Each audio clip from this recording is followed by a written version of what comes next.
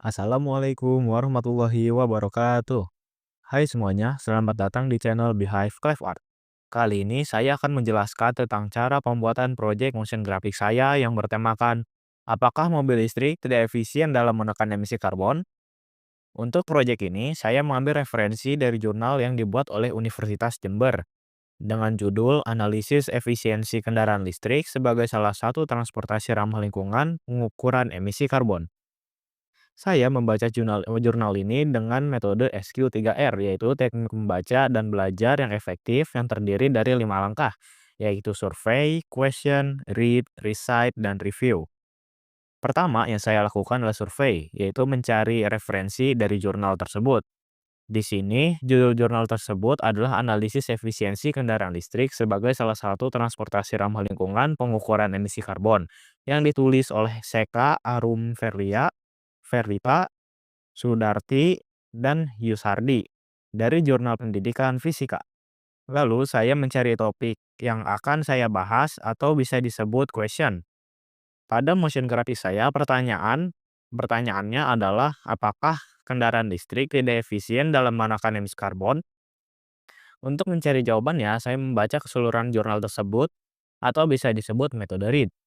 Untuk jawabannya berhasil saya temukan pada halaman ketiga pada poin pendahuluan di paragraf 5-6, lalu ada juga pada halaman ke-7 dan halaman ke-9.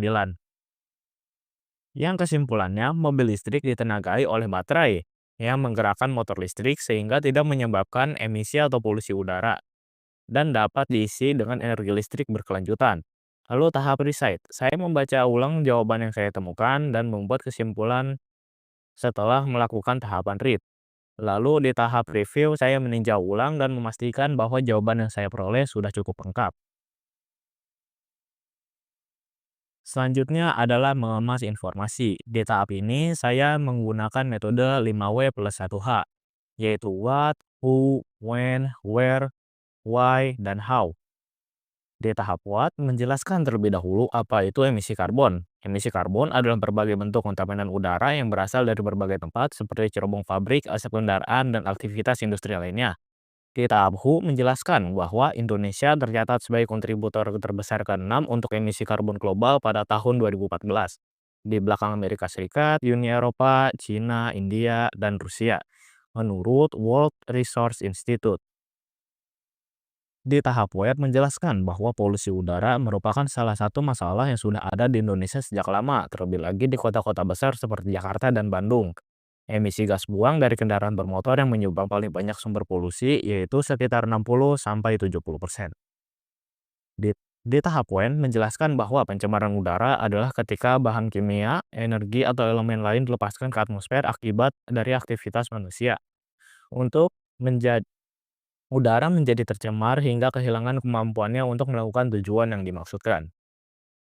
Di tahap Y menjelaskan bahwa berbagai bentuk kontaminan udara dapat menyebabkan polusi udara seperti partikel halus, nitrogen oksida, sulfur oksida, karbon monoksida, hidrokarbon, senyawa organik yang mudah menguap, dan lebih banyak lagi. Polutan tersebut dapat berasal dari berbagai tempat, seperti cerobong pabrik, pembakaran bahan bakar fosil, asap kendaraan, dan proses industri lainnya.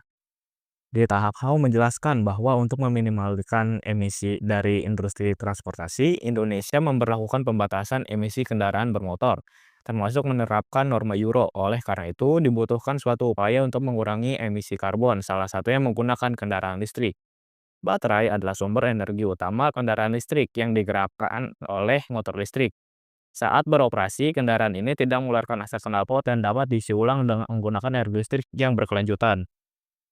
Selanjutnya yang harus dilakukan dalam motion graphic, kita memerlukan aset visual dan audio. Untuk aset visual, ada banyak website yang bisa digunakan, contohnya Freepik, Pixel, Pixabay, dan Unsplash. Untuk aset audio, juga banyak website yang bisa digunakan, contohnya YouTube Audio Library, Pixabay, Freesound, dan masih banyak lagi.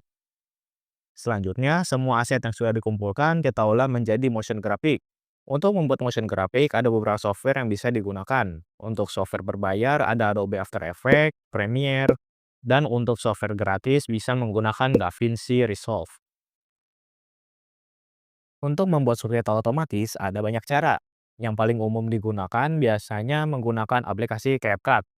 Lalu ada juga Filmora, Media.io, Fit.io, dan masih banyak lagi.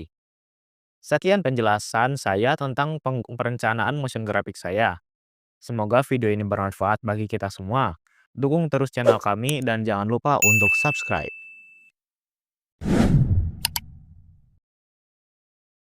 Benarkah kendaraan listrik tidak efisien dalam mengurangi emisi karbon?